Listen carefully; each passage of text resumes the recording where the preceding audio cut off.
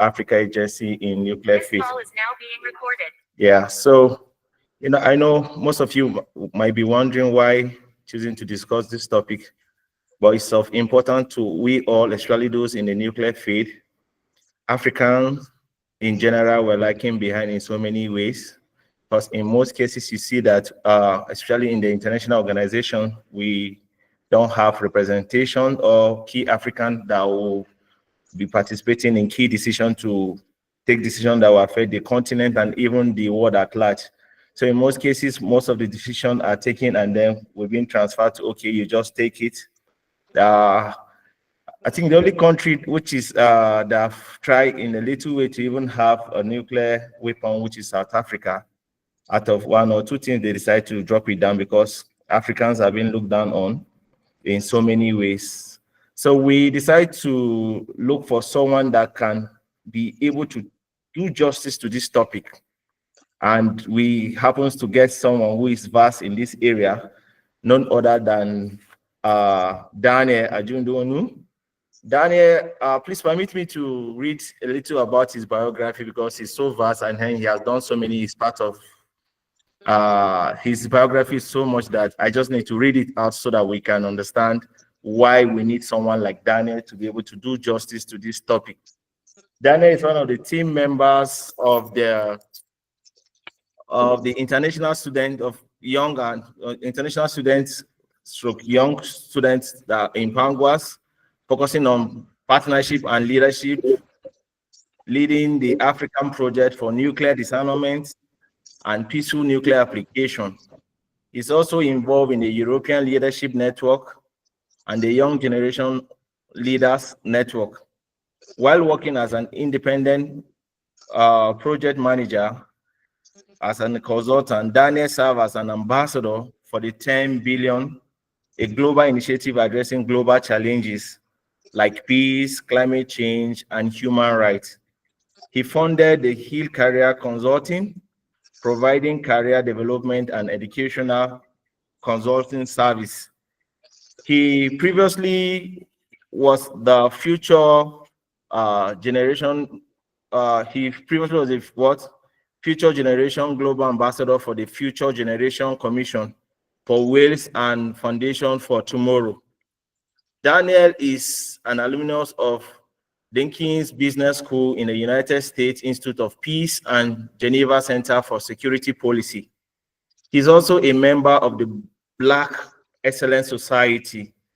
He focused on themes such as artificial intelligence safety, nuclear non-proliferation and disarmament, nuclear energy, and future generation protection and sustainability development. Beyond that, his career in global security and international development, Daniel is the founder of Whole Men Caucus. He's also the founder of Racial Stories, a project which addresses racial equity through inspiring educational content, storytelling, and activism. If I'm to go more to say more about Daniel, we might end up taking more time than is expected. So I would like you to welcome our presenter for today, Mr. Daniel Ajudeonu. Sorry if I don't know if I pronounced the name well, Mr. Daniel. So sorry, and good to have you on this call. So today as he progresses with the discussion, we're going to have, please, if you have any question, you can write it down.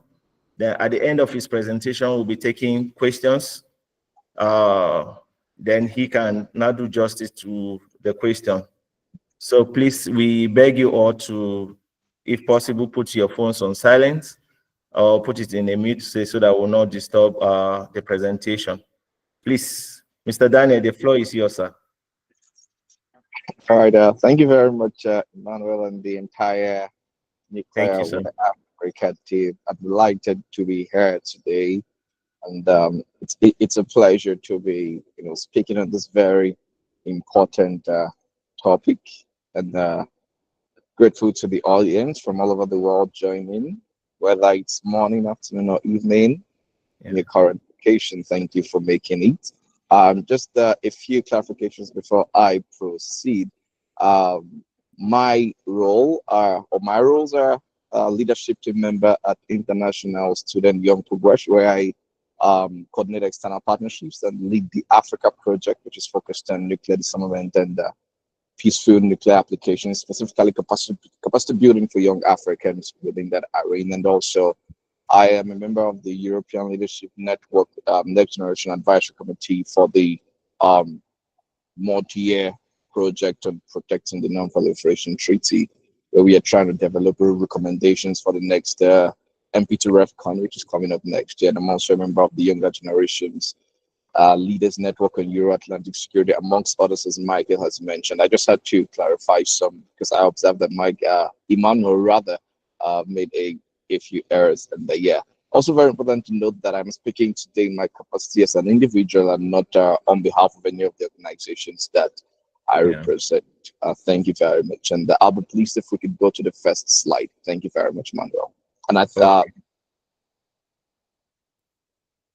thank you very much, Charles. First of all, we'll be kicking off by discussing the meaning of racism, right? What is racism? Many of us may have heard of this, seen displays, activisms, campaigns on TV or what have you, even maybe in your environment, right? But what is racism? It's all about prejudice, discrimination based on ethnic background. And in this context, right? In this context, we are talking about bias against Africans in the nuclear field. Next slide, please. Yeah. It's important to note that racism within the nuclear field, important to note that within the nuclear field, racism manifests in three key realms. The first is the career realm, the second is the policy realm, and the third is the technical slash industry practices. And these are very complex and complicated, but interesting. And I'm sure you'd want to hear more. First of all, the career realm. How does it occur? Specifically or majorly in terms of opportunity barriers. We look at the first, restrictive eligibility criteria.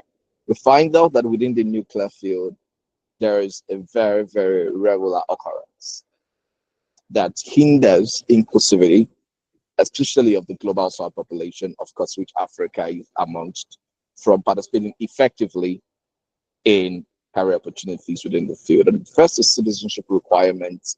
Um, from day to day, month to month, year to year, we see varieties of opportunities within the nuclear field.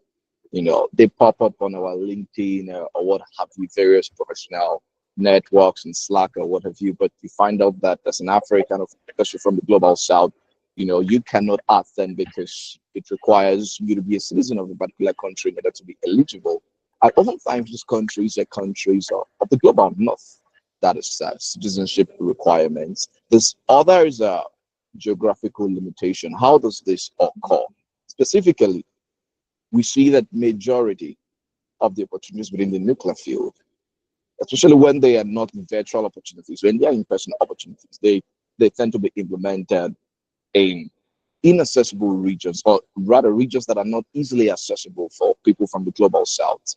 For example, the global north countries, I mean, you know them. I don't need to mention the names, right? So, and in some situations whereby funding may be provided as a result of, to enable participation, support inclusivity, we see that the funding sometimes limited, very, very poor. I'll give you a specific example, right?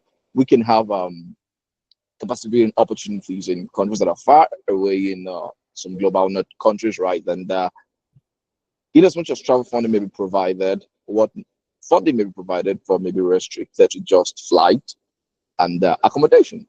But how about the visa application process? It is very sad that, I'm a Nigerian, right? In Nigeria, for example, applying for a UK visa cost over £200, right? And if you convert that to naira, the current exchange rate, that is about 400,000 naira or more, and that is the salary of an income earner in Nigeria for just a month. For some people, it's just half of that. So imagine someone has the opportunity to, attend a capacity building event or an opportunity to maximize such, in the global north, in UK, for example, and travel funding provided, accommodates only flight and accommodation. Visa application could be a hindrance for the person because that person might not have enough finances to, fund that or process that. So that's another barrier. Then short visa processing timelines. Um, this is quite complicated because it's often intentional or not intentional. That's why you see below a crux that is highlighted, you know, is often intentional or unintentional discrimination. How do I mean specifically? Um, Sometimes you see that opportunities within the nuclear field, you receive a decision in your application just about a month to the event, and it's an in-person event show. And sometimes a month is not enough to process visa applications, especially for countries where you have long visa processing timelines, right? For some countries, it is 3 weeks. For some countries, there are not even visa appointment slots for over a year. So that can hinder such an individual from attending such events. So it's very important that organizations, whether in the global north or in the global south, if you have an international participants, always take into cognizance the timeline for participants to process visas and try to release decisions early enough. I would always recommend minimum of 3 months to allow enough time for visas to be um, processed. And like I said earlier, sometimes these occur intentionally or unintentionally. For example, some organizations may be limited in funding generally. They might want to fund as much, fund both your travel, flight, and the visa application process. But because they have limited funding and they want to bring in as much people as possible, they may be forced to limit funding to just for flight and travel. That is unintentional discrimination. For some, it's also intentional. How do I mean? For some organizations, sorry, can we go back to the previous slide? Okay. Yeah, thank you very much. For some organizations, uh, they don't actively or consciously, create um, you know, mechanisms that enable inclusion. I would delve a bit further into that. We see that if you try to apply for a job in the nuclear field, sometimes you see that some of the requirements, you must have work authorization in the country uh, within which that job is located, right? Sometimes that is understandable, but sometimes organizations just need to go the extra mile to say, because we want to ensure inclusivity and diversity in our workforce, we should be able to sponsor work visa. Sometimes um, having international participants or participants beyond certain countries in certain events could be as a result of funding limitations or funder requirements. Certain funders may say we can only fund for citizens of social countries, but sometimes it is beyond that. Organizations are not making enough effort to say we want to sponsor work visa. We want to bring in these international folks, and that's where intentional discrimination comes in, and that needs to be improved. Can we go to the next slide, please? Next is the policy rule. And this is very interesting, right? White supremacy in nuclear policy.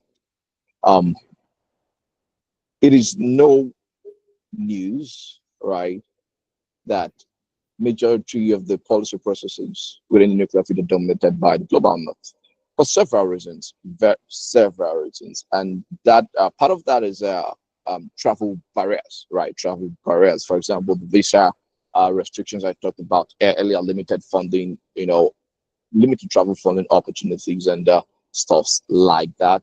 Those are some of the causes of such. Also, we also recognize that quite a number of these conferences are organized or held in countries that are not easily accessible because of their restrictive visa system. So they do not enable very diverse participation. Conference locations limit African participation. For example, I give an example of the second TPNW meeting of state parties in New York in 2023. So many voices are not represented from the global south because of the difficulty in obtaining a US visa, right? So, and that of course limits diversity and fosters white supremacy. Also, we have the Non-Proliferation Treaty, which perpetuates the hierarchical nuclear order, divides between nuclear weapon states and non-nuclear weapon states, and also perpetuates selective enforcement of the treaty. As we know, within the NPT, some countries have the legal right to possess nuclear weapons, while some don't, and that is the hierarchical order. So some are kind of favored to have it, some are not favored, right? Favoritism. Why is that? So of course there are some arguments which include that some of these countries they already had the nuclear weapons prior to the establishment of the NPT or it coming into force. However, I think that nuclear weapon states can do more to um, enable inclusivity in this field. How do I mean? Especially by not selectively enforcing the treaty. But before I go to that, let me talk about the fact that nuclear, the NPT divides between nuclear weapon states and non-nuclear weapon states, which is actually very, very, very poor. That is not ideal. Of course, that is discrimination. We are participating in this treaty. We should have equal rights. But it is sad that these unequal rights has actually enabled NPT states to have an asymmetric global political influence as a result of their nuclear weapons possession, which is sad. Which is sad. What makes it worse is that nuclear weapon states are not doing enough to pursue disarmament. Right? They are selectively enforcing the treaty, and in recent times we have seen a backpedal in pursuit of disarmament by these global or by this nuclear weapon states, right? You see the modernization of nuclear forces and increase in nuclear stockpiles, which is very, very, very, very sad. It's very important for us to note that we are a very wide world, made up of multiple countries, but we all are equal. No one should be above the other. But the NPT totally violates that. That diminishes equity, that fosters discrimination, and abolishes inclusivity. Um, this could have been different if the NPT had a very strong accountability system.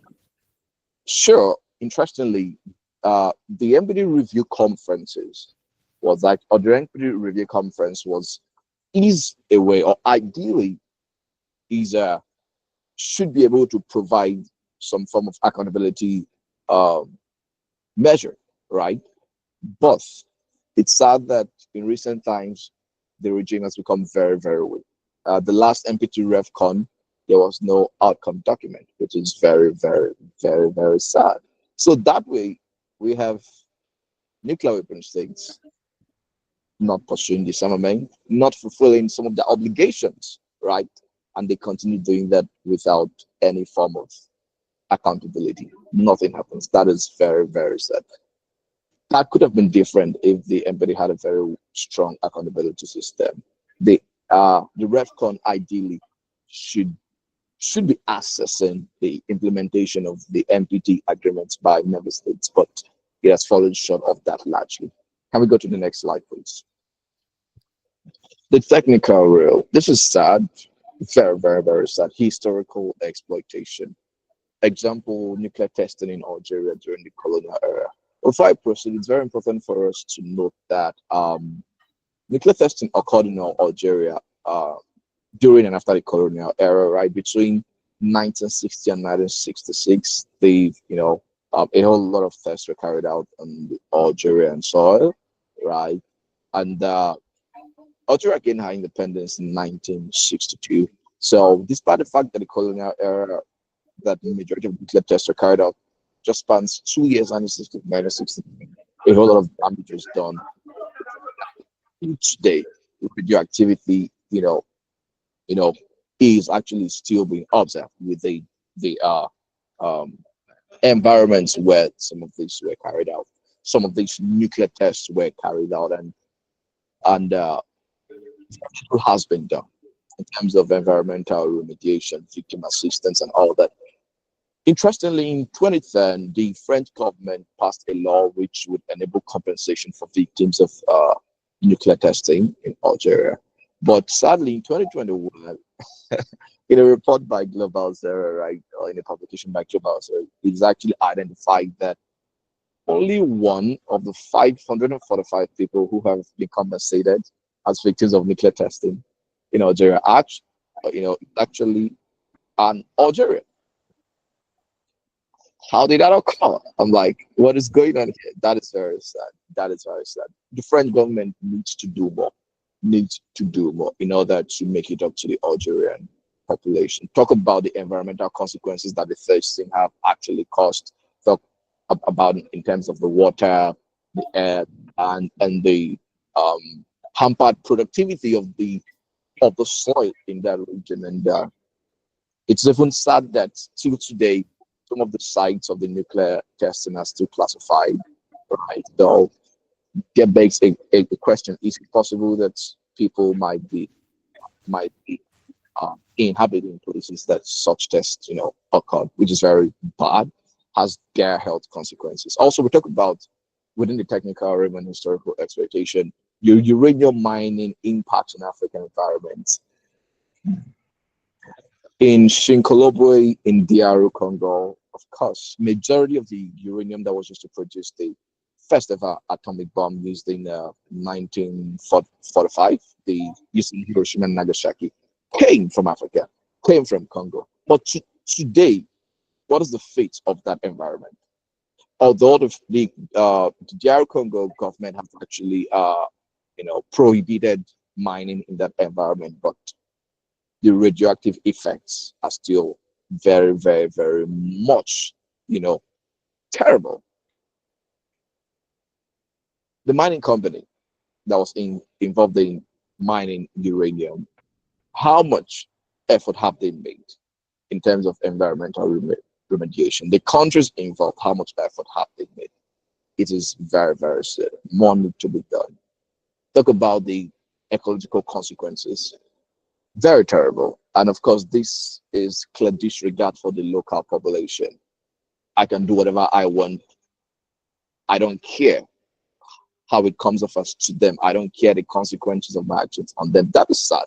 That is bad. It is my country. I should be able to determine what goes on here and what does not go on there in an ideal democratic setting, right? Citizens should be able to be involved in decisions as to you know mining, within their environments and etc. But that is not the case here. Of course, the DR Congo government can also do more in this regard. Can we go to the next slide, please? Then we've talked about ways in which racism manifests in the nuclear field, talking about the career rail, talking about the policy rail, right? We're talking about technical, in industrial practices. Now let's talk about inclusion. What is inclusion? Inclusion simply means ensuring adequate representation of all voices. Inclusion must not only be in the nuclear field, it can be in any arena, right? And also creating an equal platform for traditionally, please note this, very important to note it, creating an equal platform for traditionally underrepresented backgrounds. That is inclusion. If underrepresented backgrounds are not at the decision-making table, if there is no agency for them, common, your process is not inclusive. There is nothing you would say that would justify your actions if this is not the case. And for context, we're talking about giving African perspectives meaningful space in nuclear discourse. Giving African perspectives meaningful space in nuclear discourse. So beyond having Africans in person, at the various discussions, right? Ensuring that the perspectives of these individuals are reflected in the decision outcomes, right? So from the top to the bottom, from the beginning to the end, let us see African perspective reflected. Can we go to the next slide? Some positive examples of inclusion in the nuclear field include the Treaty on the Prohibition of Nuclear Weapons, which is actually considered the most inclusive nuclear policy regime, and that's for several reasons. And of course, because it's considered the most inclusive, we have significant participation by global south countries, right?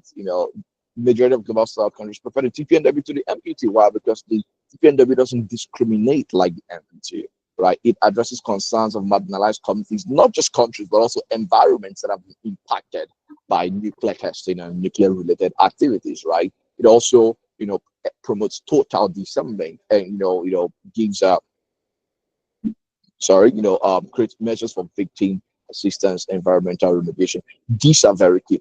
These are issues that the NPD has failed to address. And that's why global south countries are championing the TPNW.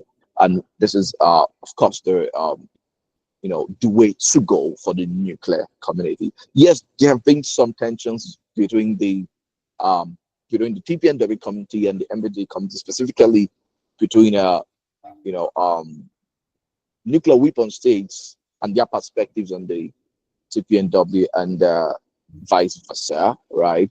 But rather than the TPNW kind of um, um, affects negatively the tendency of nuclear weapon states to pursue disarmament, I think it's complementary to the MPT.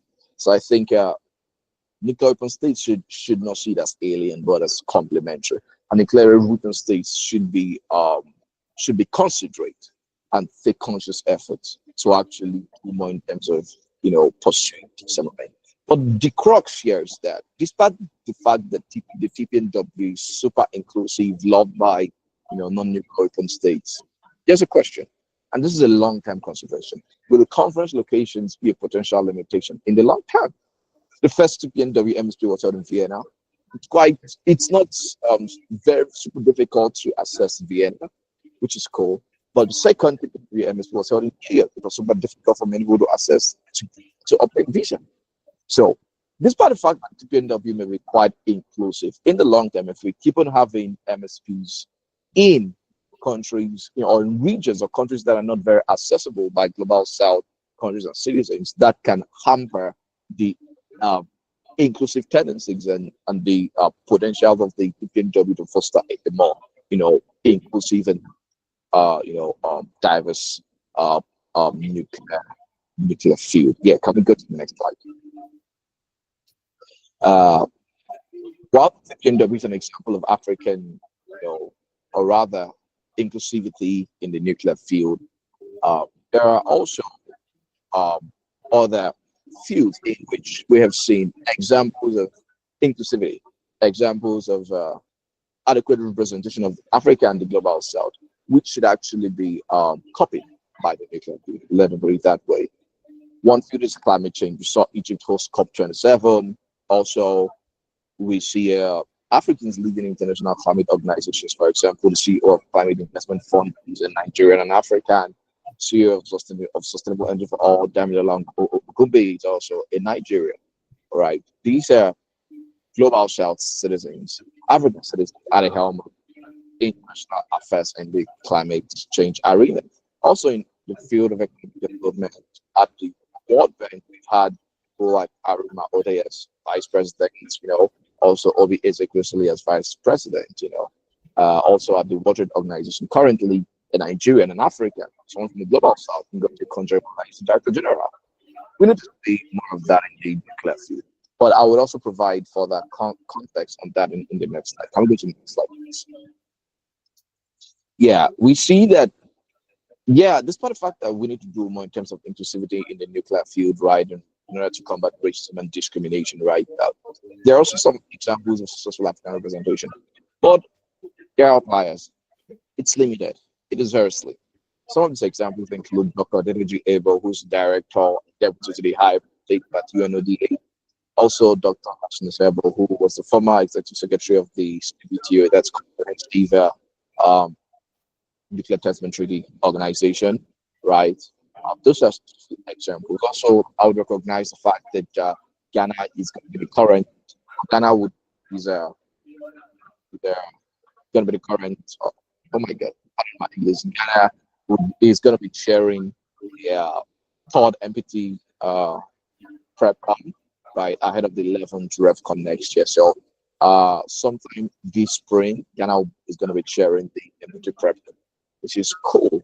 but we need to see more. And I'll mention areas where we need to see more of African representation. You know, we need to see more within think tanks and NGOs, and we need to see individual countries not just allot slots to African governments, but create enabling environments for African voices beyond government officials, the leaders of tomorrow, creating enabling environments for their voice and perspectives to be heard. Very, very important. Can we go to the next slide, please? Yeah, it's very important that we all hear this. The pro-abolitionists, everyone, let us always remember that racism is a deterrent to disarmament. Racism is a deterrent to disarmament. So while you may be championing the disarmament here and there, if your organization is not doing enough, or if you're just an individual, you're not doing enough to promote inclusion and diversity in the field, you are indirectly fostering deterrence, because racism and lack of inclusivity limits diversity of thoughts and prevents alternative perspectives and nuclear deterrence, which is what is needed to actually combat the notion of nuclear deterrence. Can we go to the next slide? Yeah, very important to note this, because some of us listening or joining from around the world may have had experiences or maybe familiar with the nuclear field, and some of us may not be familiar. So the nuclear field is kind of made up of two complex ecosystems. We have the security complex and the civilian complex. When we talk about, or in this context, when I talk about the security complex, I'm referring to people working in security issues such as arms control, non-proliferation, disarmament, and deterrence. And when we talk about the civilian complex, I'm also referring to individuals working in, peaceful nuclear applications such as in electricity, agriculture, medical applications, and industrial activities. Nuclear energy could be used to generate electricity supply and improve that, could be used to foster agricultural productivity, be used to enhance healthcare delivery and medical treatment. So very important to know that. So people working in the nuclear field work across these spectrums I have highlighted here. Can we go to the next slide? What is the way forward? I know this is what many people have been waiting for. So many issues here and there, but there are things that we must do. And let me say this, Africa, we are in the best position to solve our problems. Only Africa can help Africa in the best Africa needs to be helped. Please note that only Africa can help Africa in the best way that Africa needs to be helped. What can Africa do to combat racism, discrimination, and promote inclusion in the nuclear field? And then, of course, enhance Africa's agency. We need to we need to keep on building our technical expertise, right? We need to do more in this regard. Very, very important. We need young Africans to be able to, write and publish amazing policy papers. We need young Africans to have the technical skills required in the nuclear field, right? I'm not saying that is not present. That is present, but also we need to do more. We need to grow, because we need these in order to be able to run our own nuclear sector. If effectively, we cannot be having people from outside Africa come take the jobs that our own nuclear folks should take. That's why we need to build our nuclear expertise or technical expertise, both in the policy realm and the technical realm. Yeah. Also, we need to create robust regulatory frameworks for our industry to thrive. Of course, many of us would have observed some debates within the nuclear sector, which states that one of the hindrances to Africa's progress, in its nuclear and energy sector, is a lack of robust regulatory frameworks for our industries. That is somewhat true. We need to do more to implement international safety standards and enhance our regulatory frameworks, because without those, of course, it's not easy to access nuclear technologies from the developed countries, right? Because of course they're concerned about how these tools and technologies are being used, right? Which is why we also need to enhance our security environment. The socio-political crisis that we experience from one African sub-region to the other needs to end if we want our nuclear sector to thrive. We cannot be having conflicts all across Africa and expect our nuclear sector to thrive. It's not possible because there begs a question. Would it be easy for malevolent actors to take over the nuclear infrastructure someday? And if that happens, what then is the next thing? Get bombs.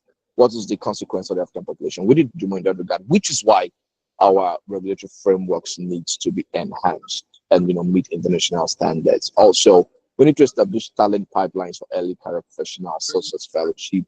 And let me, request national nuclear bodies and regional nuclear bodies such as AFCON to please make, efforts in this regard. We cannot always be exporting our talents to learn from outside Africa. We can also learn from the expertise that some senior colleagues have in Africa, which is why we need these talent pipelines within national and regional or various nuclear bodies present in Africa. Also, I talked about AFCON doing more, but AFCON can only do as much as it can, because within the realm of its available funding, which is why we need adequate funding for nuclear bodies in Africa, such as AFCON. African governments, African states need to make it a priority to fund AFCON. Very, very important, so that AFCON can be effective in implementing its activities. We need synergy. In Africa, we need our various states and our various countries to synergize their policies. They need to work together. There needs to be harmony so that we all can thrive together. Mentorship. We need our senior colleagues making themselves available to provide advice, or mentorship, whatever you, to the younger professionals. Let me say that it's quite interesting that we have quite a number of African experts at the IAEA. Very, very true. But we need to be these experts also providing capacity building, mentoring to our younger professionals. There's a whole lot that we can learn from them. There's nothing as giving back to where you're coming from. There's nothing as giving back to home. Please and please, I take this opportunity to plead with all of them. Please and please make efforts to give back to home, to give back to Africa, to give back to young professionals so that they can even climb heights such as you have done. Can we go to the next slide, please? What can others do for Africa? Others, when I talk about others, I mean non-African entities, countries, organizations, etc. Others can promote genuine inclusion, can promote systemic change. When I mean genuine inclusion, beyond the letters on your website, beyond your presentation at conferences, beyond policy papers that you write, within your organization internally, it is necessary and imperative that there are guidelines, there are organizational structures that enable inclusivity. It's beyond the talk. Let us walk the walk. That is my message. Organizations beyond outside of Africa, non-African entities, and this would foster systemic change. It would foster systemic because beyond putting the word out there, when it foster inclusion, this and that, at the grassroots, I mean, at the organizational level, we would have this. We are going to have diversity. We would have African and global South folks, diverse perspectives being championed. And of course, when these organizations are organizing events, writing policy papers, it would foster diversity of thoughts, which will then cascade to the upper level, which is the multilateral realm. When they have events, such as that, we have diverse perspectives reflected there, and that is where the decision makers, the government officials, hear what they need to do. When we lack diversity at the organizational level, it's difficult for diverse thoughts and opinions to be reflected at the multilateral level and decision-making processes. Also, we need funders to fund organizations with strong anti-discrimination policies. Very important. Funders can play significant role here. I acknowledge just some funders actually, to some extent, perpetuate racism and discrimination by saying our funding could only be used for individuals from certain countries. Outside that, we are not funding. I understand that that can occur, but funders also funders also that do not buy that idea should make it a commitment to fund organizations with stronger discriminatory policies, right? Let me use this opportunity to commend SIPRI, that's the Stockholm International Peace Research Institute.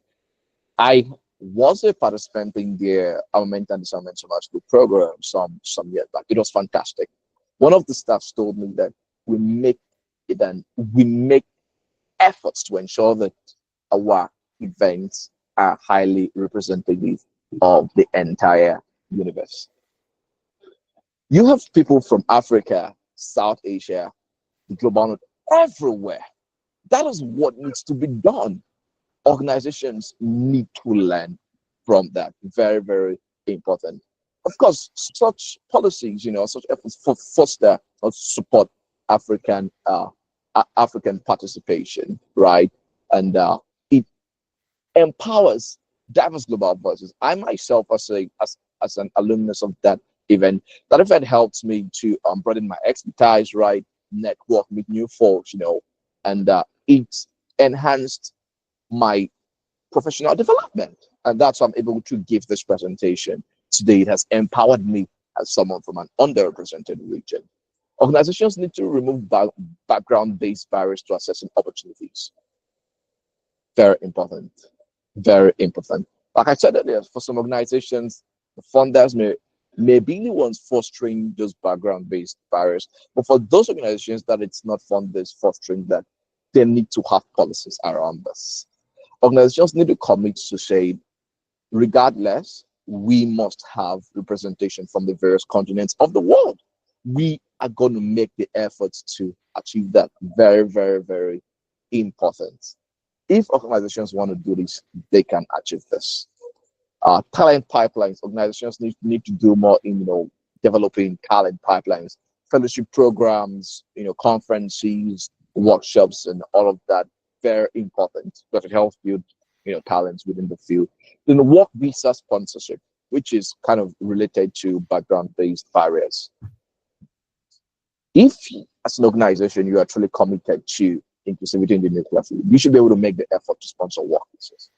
It baffles me when I see reputable organizations within the nuclear field not open to sponsoring work visas. Like I said, sometimes this could be intentional, it could also be unintentional. But every organization knows their motivation. But if it is not unintentional, then it is sad. And this narrative needs to change. Funding and travel sponsorship for conferences, etc. We need this. Very, very important because they enhance inclusivity. Like I said earlier at the beginning, when you compare the cost of living in the global south to the global north, so many people in the global south are struggling to make ends meet. They can't even afford a good standard of living. Then, because they want to develop themselves to make a difference, to make the world a better place by, thriving in the nuclear field, they would then be faced with the opportunity of, do I go hungry or suffer from malnutrition, or I attend an event in the nuclear field outside of my country or region? What trade-off do they make? Of course, many people would be like, I would wait for the future. Sometimes that future never comes. I would wait for when funding is provided, maybe some other time I'll wait for virtual opportunity. That may not, and sometimes that never happens because they need to take care of themselves. Organizations need to do more. Not just flight, not just accommodation. I talked about visa application processes. They need to do more in funding that. We also talk about organizing the events in Africa and easily accessible regions. So yeah, Africa has suffered largely from racism, discrimination, and lack of inclusivity in the nuclear field. But it's not just Africa alone; it extends to majority of the global south, right? So, and it's quite wonderful that the global south is quite, maybe not completely, but quite to some extent, it's not difficult to access other countries in the global south, right? So organizations should Think of organizing events in other regions beyond the global north where people can easily access. Also, let me emphasize on this point very well: educational scholarship. For example, a prototype of the IAEA Marie Curie Fellowship, that's this time around also accessible to male professionals.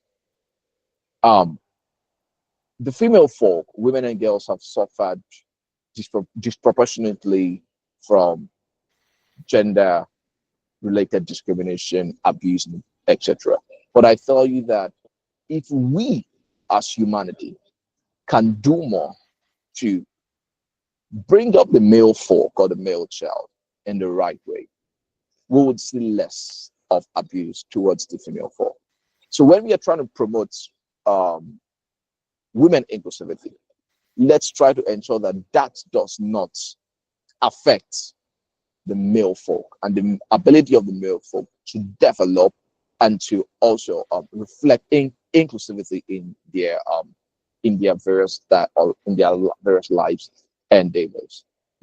Yes, the Micro Fellowship, has its own specific objectives, but for example, in Africa, we have so many young male folks who are passionate about pursuing a career in nuclear field, even doing stuff, but they don't have the master's degree, they don't have their PhD, and a master's degree and a PhD oftentimes are requirements to access impactful positions within the field. How can they do this next, considering the fact that majority of the education that you need to travel in the nuclear field are only accessible in the global north? How do they get to the global north to access this? How do they scale the field to make impact and create and make a difference? We need this gap to be closed. So we need scholarships accessible to also male professionals and not just female professionals. And of course, not just for Africans alone, the entire nuclear field. Also, we need geographical balance and multilateral organizations. If we take stock of the geographical balance at organizations like UNODA or UNODA or CTBTO today, what will be the outcome? I'll leave that to you to answer. Can we go to the next slide, please? In all that I've said, if there's one thing I would like to leave this event with, be an organization, an individual, or a government entity, keep in mind that combating racism and promoting inclusion in the nuclear field is not just a moral imperative, it is crucial for global security and innovative problem solving. Our future is in our hands as humanity. Africa, also, our future is in our hands. We are in the best position to solve our problems. If we can prioritize solving our problems, cascading our nuclear fuel to the height it needs to get to, I tell you, we can achieve that. You, myself, our various governments, and of course, with the help of the rest of the world, we can get to where we desire to get to. Thank you very much. It's been a pleasure speaking on this very important topic, and I hope that in your sojourn in the nuclear field or beyond the nuclear field, you have been able to take away one or two things out and enable you to practice and reflect inclusivity, diversity, and not racism and discrimination. Thank you very much. Thank you so very much, Daniel. You almost agree with me that Daniel really did justice to this topic. We are grateful to have Daniel to have discussed this topic with us. Thank you so very much, Dan. Before I give room for questions, I think I have one question from Inse. I don't know if he has answered that, but then let me read it out to Daniel. He said, thank you, Daniel, for your insightful section.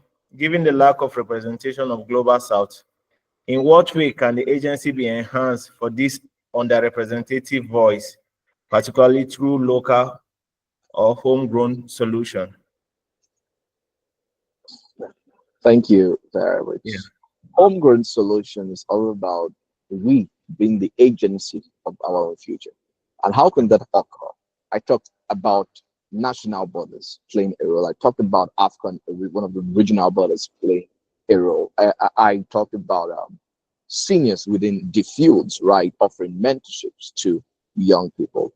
These are all very important, and these are home-based solutions that we could explore. And I think if we can do that, we can have a different narrative for you know Africa's representation in the nuclear field. Because what this helps achieve is enhanced expertise. When we have that expertise, we can accelerate our voices out there. When we have those various talent pipelines, it's not going to be super difficult for us to assess events beyond or policy processes beyond the shores of Africa, because, of course, these organizations also provide the funding for us to attend things. And that's why I talked about the fact that AFCON needs funding. National bodies must also be adequately funded. Our future lies in our hands. Thank you very much. Thank you, Dan. Uh, I don't know. Do we have any question for Daniel? Yeah, Keza. Okay, Keza, I say thank you for. Sorry, just a minute. Very insightful subject. I had a great listening. Thank you, Dan. I have a question, Daniel. Okay. Yeah, you made mention of how Africans have been able to succeed in being included in some area, like mentioning in like geographical area and some other aspects. Could it be in the nuclear field because they felt that we Africans cannot handle the nuclear, or they're scared because of banditry or terrorism or something? Could that be one of the reasons why Africans are being excluded from some of this nuclear field? Thank you very much for your question. I think the first thing to note is that um, handling nuclear technologies is different from being involved in nuclear policy processes, Yeah. right? So one of the ways we could be involved in nuclear field is getting involved in policy process, right? So that doesn't actually has much to do with um our ability to foster or operate in a safe environment when nuclear technologies uh can actually thrive. No, and that's why I talked about one thing which is very salient: our expertise. When we have the expertise, we can thrive in policy processes, and not just on the side of Africa, on other parts of the world. Talent pipelines. I talked about you know eliminating the visa or the travel restrictions, the visa Yeah. barriers, right? And adequate funding being provided, for travel and stuffs like that. That on the one hand can actually enhance our participation or Africa. Look, it's very interesting that sometimes we may not be at the table in these various processes, but our voices can speak through our work, our publications. They can Yeah. speak, right? So, for example, if you are a research fellow at a nuclear think tank, you could put forward wonderful ideas, which could be platformed by various researchers or various organizations that you may not even be aware of at these decision-making processes. But on That's the true. aspect of nuclear technologies, um, our ability to create a safe environment is that you know impedes our inclusivity. I think that uh, what that does is that it hinders the growth of our nuclear sector, right? Yeah. Because I'm like, we don't have the reactors, we don't have the diverse technologies in order to um, accelerate our nuclear sector. Uh, so I think that's where the major issue is on that particular subject. And that's why I talked about the fact that we need African countries to implement robust regulatory frameworks and implement international standards. Very, very important. Does Okay. that do, does that influence inclusivity? Um, What I would say is that let us make efforts to enhance our nuclear regulatory environment.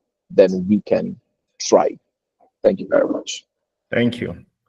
Uh, Stephanus, do you have any question for Mr. Daniel? Yes, thank you, Mr. Daniel, for the good insight and for your time. Thank you. I want to make two comments. One would be in the form of a question, and one would be like we should evaluate ourselves. The first question I want to ask, based on your own information and knowledge, the nuclear facilities we have in Africa, particularly let's streamline it to Nigeria. Have we done enough to say we need more? If we have some nuclear facilities in Nigeria, what have we really done to show that we have done enough to get more? And my comment, the second one, has to do with inclusion within. If you check the facilities we have, what is the recruitment process? Are there qualified people who are really qualified handling these facilities? Or we also have this same problem of inclusion within. We have racism in terms of religion, in terms of geographical location, and so many things. So until we look at these things internally, we should not even start thinking about the external factors, because one house, we are not united. Nothing shows that we are united. Nothing shows that we are qualified to mount this. We have some research facilities. What research have we done that is that we can say is of standard? How have we managed those facilities? Are they performing at optimal level? What are the products that have come out of these facilities? Thank you. Thank you very much, Thank you, Mr. Fan. Stefan. Yeah, I would begin from your last question or your last comment. I would I I'll beg your pardon a little bit. Right, I think that the ability of African countries to establish an African nuclear weapon fusion, the ability of African countries to establish the Treaty of Pelindaba in 1996 and for it to come into force in, I think, 2009. I think this what demonstrates Africa's commitment to its nuclear sector. Yes, I would also acknowledge the fact that we need to do more. We need to see more commitment from our countries. And, you know, uh, I would answer your first question while I'm, speaking now. I want to see African leaders include nuclear energy in their energy sector priorities. Are we seeing that? Only few countries. Egypt is doing something cool. Kenya is doing something cool. Ghana is doing something cool. Nigeria, what are we doing? Okay. What are we doing? We need to do more. Yes, efforts are being made, but we need to see more. We need to do more very important. And I agree with you that we may have internal challenges when it comes to individual discrimination, even amongst ourselves. I will tell you that favoritism is a phenomenon that is present almost everywhere in the world. Even in a family setting, sometimes you have the father loving one child more than the other, or the mother, and just like that. So it happens, right? But I think that what we need to do as Africa is prioritize the good of our own sector and do all that is needed. Some things that we need to do include what you have said, eliminating those structural barriers. We need to eliminate them, and I agree with you. We need to do more. We need to do better. Thank you very much. Thank you, Dan. Yeah, Yeah, I think. so please, you can go ahead with your question. Yeah, sorry. Before you go ahead, I think Okay. it's the purpose talks about the fact that uh, if we've managed our facilities adequately, Yeah. you know, um, I think these are debates that would keep on going on and on and on. But I think this is a message to our leaders. What we have we been able to maximize them? That's a question to our leaders. what we have we been able to maximize them? Thank you very much. Next person can speak. Sorry, inside. Hello, Daniel. Hi, thank you so much for the insightful presentation, and I'm really excited at the recommendations. You have touched on wide-ranging issues and recommendations, and I so there's a lot to unpack, right? Um, you had mentioned in passing about your participation in the CPRI event, and the drama that ensued before that. Um, Talking about the lack of inclusion or discrimination when you talk about visa processing times and all of that. I remember the Twitter uproar that ensued before that, and that has given birth to a project. I was hoping you would touch on that because to me that represents a homegrown sort of solution to a global problem that affects African agency in the nuclear space, right? That is why my question was around homegrown solutions that the global south can institute, in trying to counter these issues of underrepresentation. And I look forward to working. That is what Nuclear Way is trying to do in the first place, right? You had asked, what is Nigeria doing? Right. So I was trying to create a platform that we can have conversations with policymakers, with governments, around these issues. And I also like the issue of mentorship that you had made mention of. And I'm hoping we would get to work to design a kind of a mentorship program so that we have an African mentorship kind of event where we match early career professionals with more advanced across the world, right? You did mention of some people in the IAE. We need to curate this list and then see how we can match them and create a mentorship kind of program. Thank you once again for your insightful presentation. Yeah, thank you very much, Insa. I appreciate you calling my attention to those that, yeah. I think it's important that I state this, but let me apologize first because um, um, at International Student Young Progress, we have a plan for Africa to combat these issues that we are discussing here.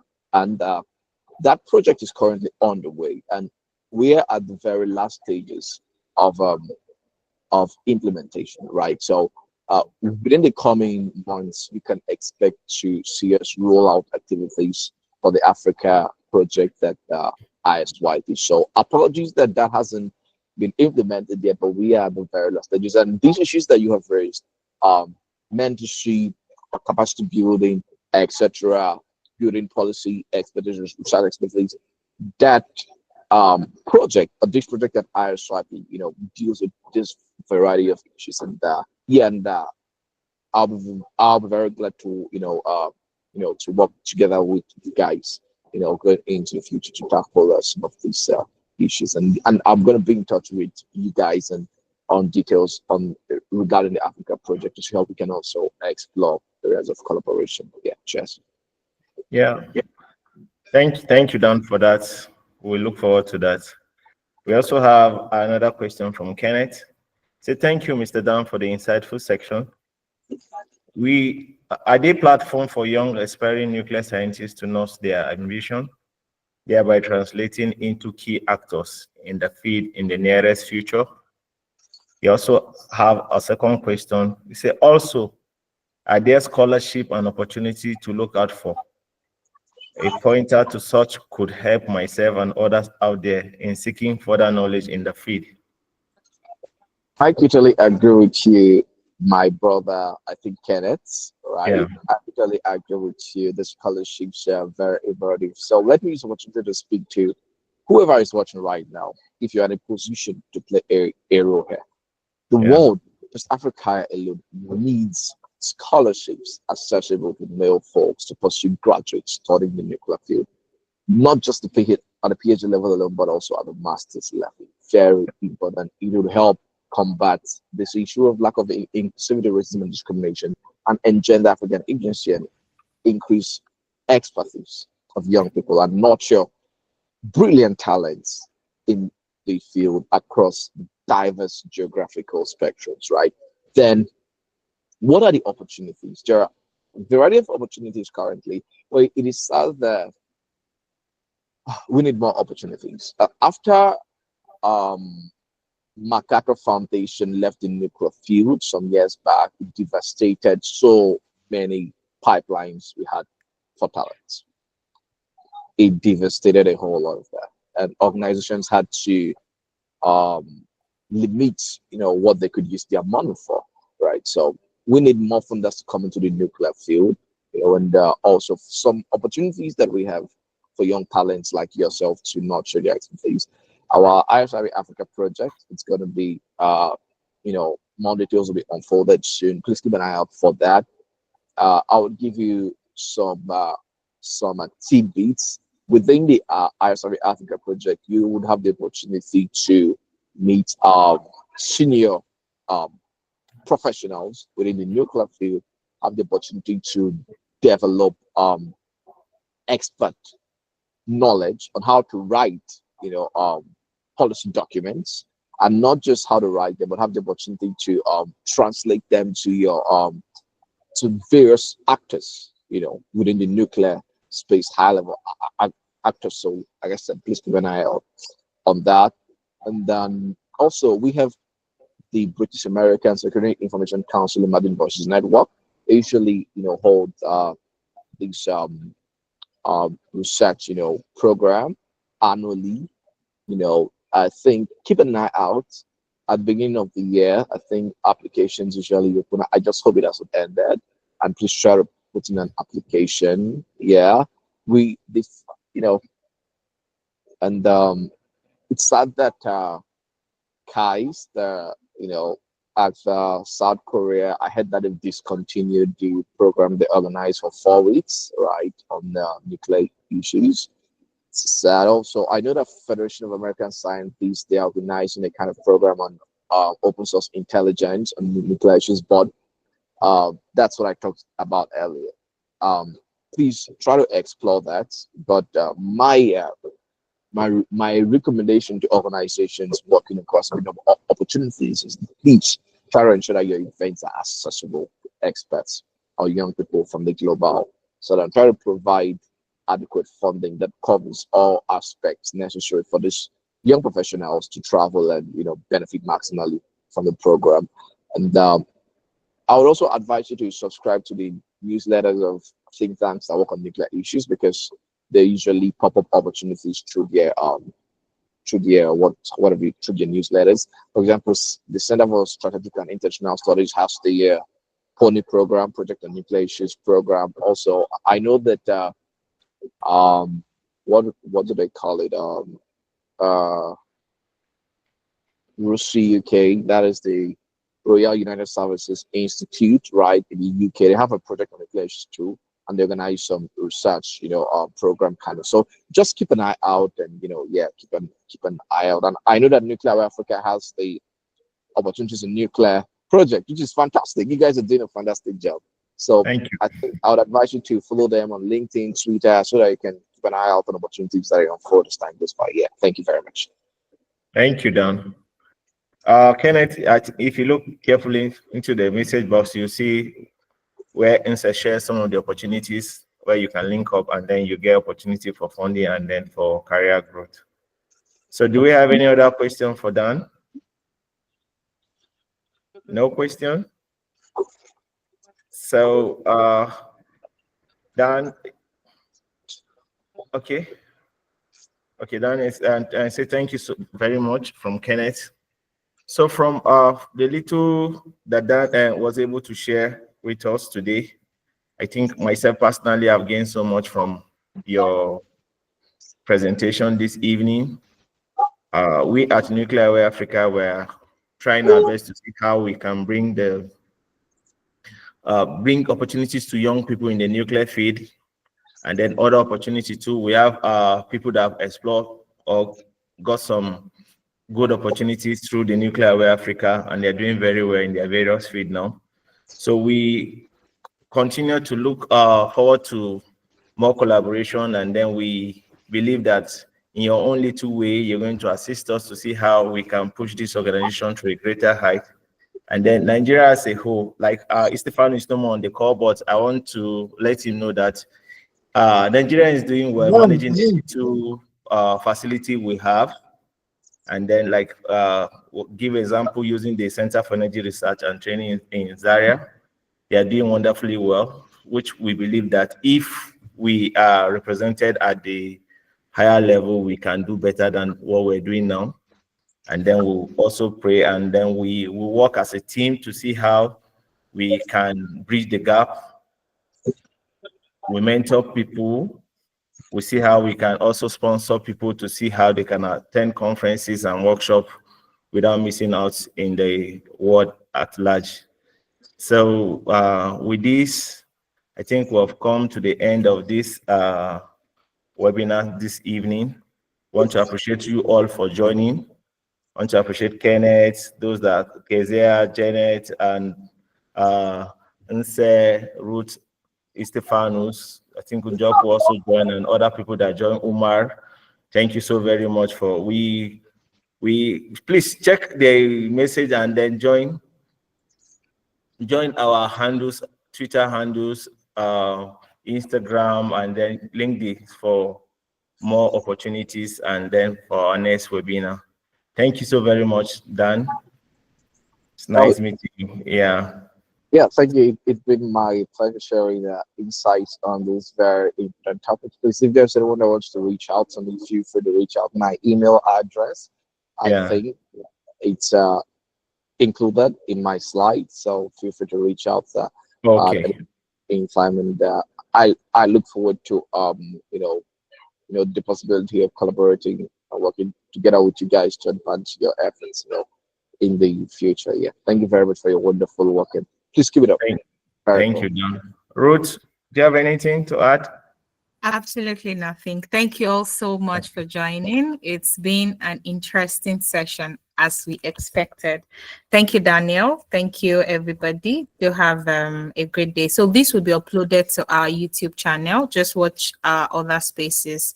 We usually drop the link when we do the upload. So thank you, and do have a great weekend. Okay, thank you so very much. Stephanus, we're going to share this slide with you. You can get that from our YouTube channel. Okay, thank you. You're welcome.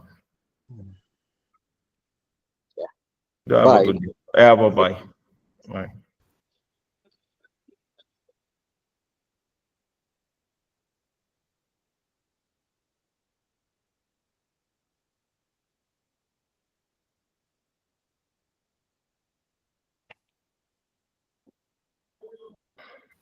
Thanks, Emmanuel. Ruth, where's Umar? Where's Umar?